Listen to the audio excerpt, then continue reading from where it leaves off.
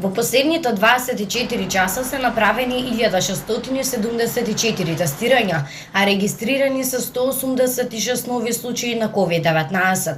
Во Скопје 56, Куманово 16, Штип 8, Прилеп 7, Тетово 10, Струга 6, Велес 1, Битола 6, Охрид 2, Кавадарци 4, Гостивар 18, Гевгелија 5, Струмица 12, Крива Паланка 3, Радовиш 2, Кочани 17, Пробиштип Македонски Брод и Валандово по 1, Делчево 4, Свети Никола 2, Кичево 3 и Ресен 1. Починати се 7 пациенти. Денеска Институтот за јавно здравје регистрира 85 оздравени пациенти.